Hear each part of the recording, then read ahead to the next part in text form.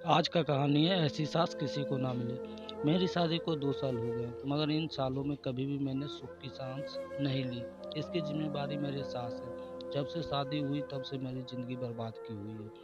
मुझे घर का कोई काम करने ही नहीं देती। जब भी कोई काम करने लगूं तो एक ही जवाब मिलता है, तुम्हें बेटी बनाकर लाए हैं, नौकरानी नहीं।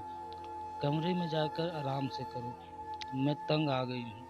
सारा दिन बिना काम कर रहे हो।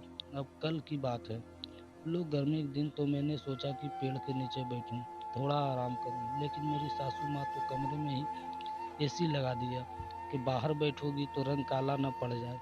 तुम पापा की परी हो, हमारी भी नाजुक सी गुड़िया हो। क्या करूं, इतना दिल करता है कि घर के काम काज करूं, सारे काम करना भूल गई। मायके जाऊं तो माँ डांट लगाती है कि ससुराल में हाथ बटाया कर।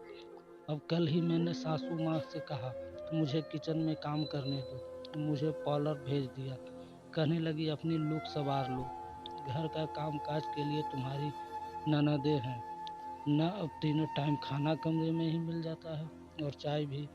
पति से शिकायत की तो पति कहने लगा इस मामले में कुछ नहीं कर सकता, मैं माँ से बात नहीं कर सकता हूँ, तुम्हें ही सब्र करना होगा। आज सुबह ही सासू माँ पति से कह रही थी इसे किसी ठंडी जगह पर घूमने ले जाओ, यहाँ बहुत गर्मी पड़ रही है। मैं तो तंग आ गई हूँ इन सब चीज़ों से। आप ही बताओ मैं क्या करूँ। रोने का बहुत दिल कर रहा है, लेकिन मालिक ऐसी सास किसी को न दे।